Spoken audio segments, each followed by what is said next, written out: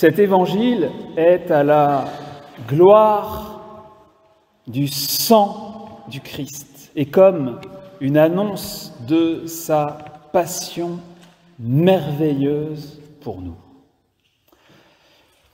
Chers frères et sœurs, la lèpre est une maladie terrible qui, dans la Bible, a reçu une portée symbolique, symbole du péché, comme vous le savez bien.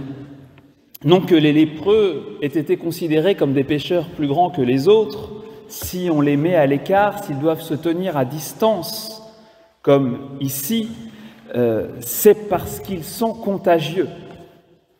Et dès lors, ils ne peuvent plus participer aux activités sociales, aux cultes publics. Ils doivent se confiner dans des espaces qui leur sont réservés. Et c'est aux prêtres de poser un diagnostic médical permettant d'établir que les malades ont été guéris de leur mal et peuvent ainsi être réhabilités et prendre part à nouveau à la vie des autres. D'où la parole de Jésus, allez vous montrer aux prêtres. Ces hommes croient au Christ, ils croient le Christ, alors ils s'en vont, sans doute certains d'être guéris avant même d'arriver aux prêtres, tout simplement parce que c'est Jésus qui leur a dit d'y aller et implicitement qui leur indique qu'ils seront guéris et pourront faire constater qu'effectivement la lèpre, c'est fini. Alors non, les lépreux n'étaient pas considérés comme des pécheurs plus grands que les autres, mais cette maladie, la lèpre, illustrait, et continue de le faire, très bien la laideur et les ravages du péché.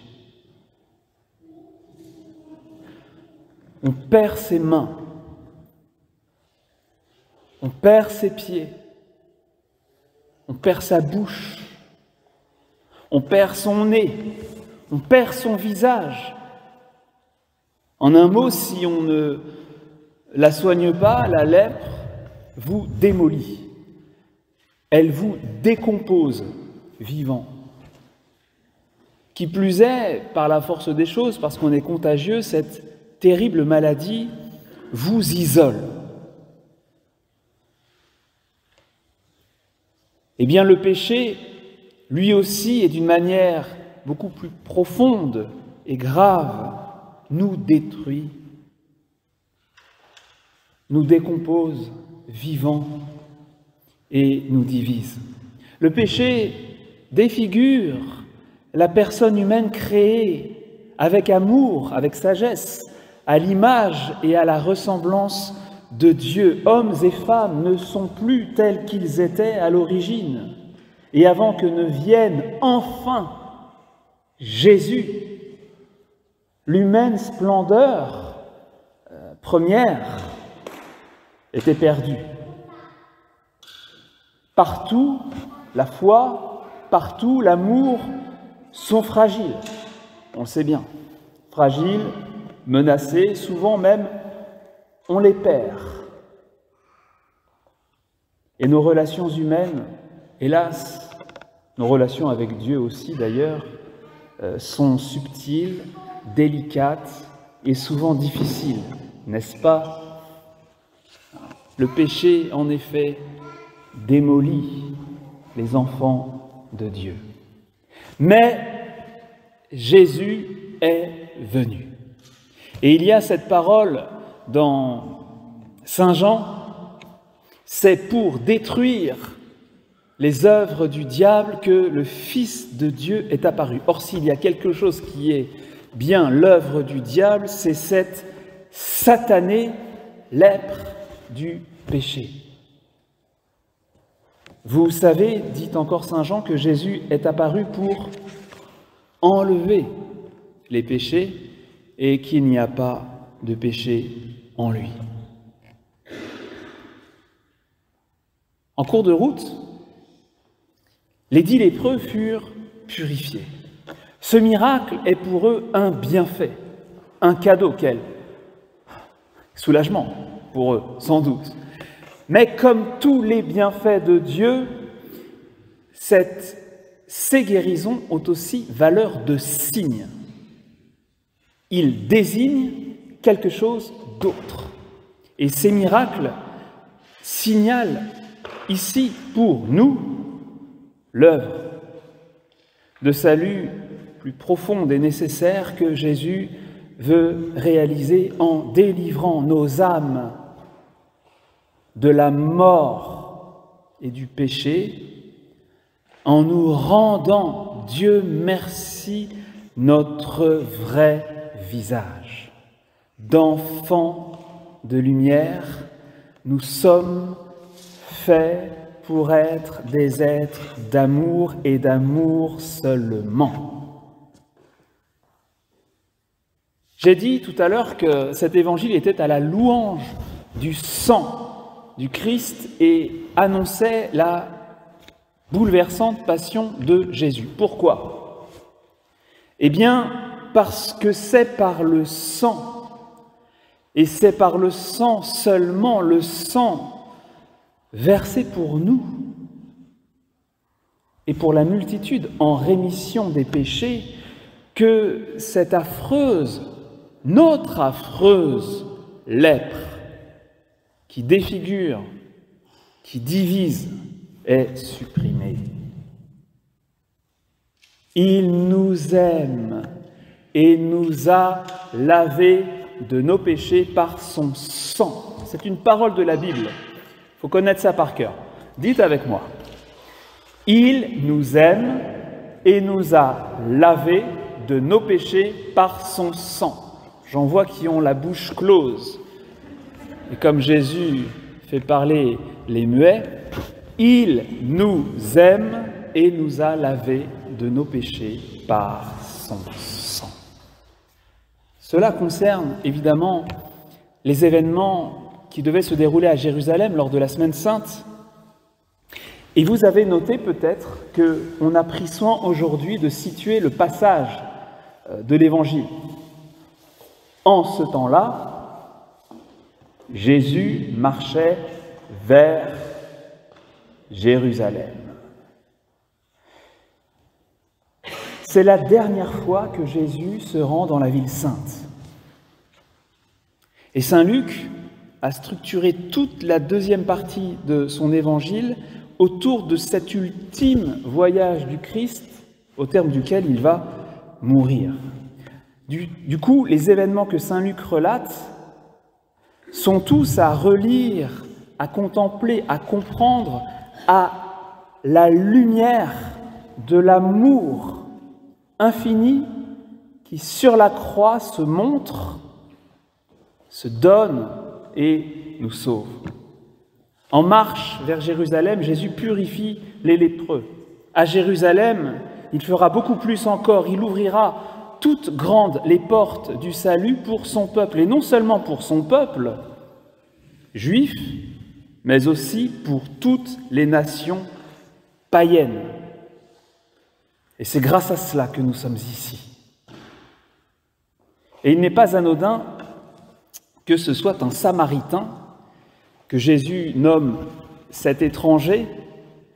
Il n'est pas anodin que ce soit un Samaritain qui revienne rendre grâce à Dieu. Parce que pour les Juifs pieux, les Samaritains sont de mauvais croyants, des Juifs mal orthodoxes, à demi hérétiques, à demi païens. Et ce retour, cette adoration, cette reconnaissance du Samaritain envers le Christ signale que Jésus offre le salut éternel à tous sans exception. Il est l'agneau de Dieu qui enlève la lèpre du monde, la lèpre spirituelle. Et c'est lui le véritable prêtre, le grand prêtre auquel nous devons aller, le grand prêtre qui a le pouvoir, par son sang versé, par son sacrifice offert, de nous réhabiliter pour le culte de Dieu. Et c'est pourquoi nous sommes là. Il est le seul qui puisse rétablir la communion avec Dieu et par la même occasion entre nous et les autres. Et pour que tout cela aboutisse à quelque chose dans notre vie, pour que nous puissions connaître, en effet, en vrai, ce Christ-là, je voudrais, pour finir, vous dire quelques mots sur un truc que vous adorez tous. Le sacrement de la réconciliation. Confessez-vous, frères et sœurs. Et je m'adresse en particulier à ceux qui ne l'ont pas fait depuis vraiment longtemps, peut-être des années.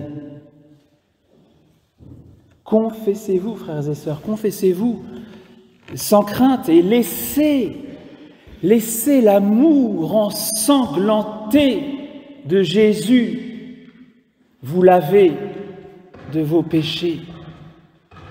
Saint François de Sales, ce saint connu pour sa douceur et sa bonté exquise, faisait cette recommandation pour le moment de la confession.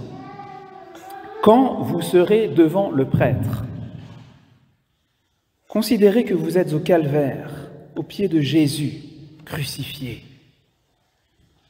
Son sang précieux s'écoule de tout son corps pour vous laver de vos péchés. Car bien que ce ne soit pas le propre sang du Sauveur qui se répand sur les pénitents, c'est néanmoins le mérite de ce sang répandu qui purifie les pécheurs. Ouvrez grand votre cœur pour en extraire les péchés à mesure qu'ils en sortiront. Les précieux mérites de la Passion y entreront et les rempliront de bénédictions.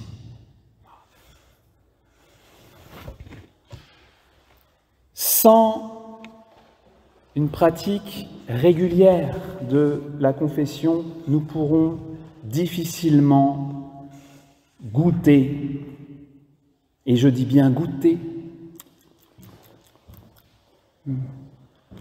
pourront difficilement goûter l'amour du Sauveur au quotidien. Car il n'y a que la misère offerte qui puisse connaître la miséricorde. Et qui plus est, malheureusement, nos péchés font dans nos âmes à tous comme un écran, un bloc, comme une brume sombre qui nous cache le sourire de notre Père céleste. Et alors on peut être comme ça des catholiques depuis des années et n'avoir aucune idée du cœur du Père, de son sourire radieux tourné vers nous. Le péché fait comme une croûte, la lèpre, comme une croûte qui nous rend insensibles aux caresses de la tendresse de Jésus sur nous. Et on peut comme ça être catholique et venir à la messe depuis des années, des décennies, communier chaque dimanche et n'avoir aucune idée, aucune expérience de la tendresse indicible de Jésus dans l'hostie, parce qu'il y a cette croûte entre lui et nous. Comme une vitre sale qui nous empêche de voir clair malgré la belle lumière du Var. L'absolution, c'est la puissance même de Dieu qui nous atteint personnellement, aussi sûr, aussi fiable, aussi vrai que dans l'Évangile. Alors il nous faut prendre tel quel, il nous faut croire aux paroles que Jésus adresse à Sainte Faustine, avec laquelle je termine. Il lui parle de la confession. C'est là, dit Jésus,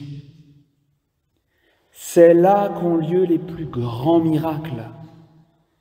Il suffit de se jeter avec foi aux pieds de celui qui tient ma place, de lui dire sa misère, et le miracle de la divine miséricorde se manifestera.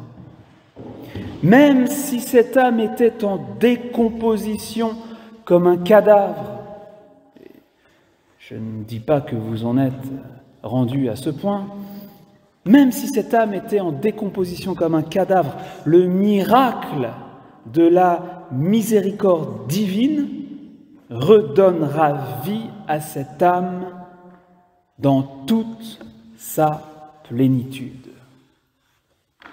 Amen.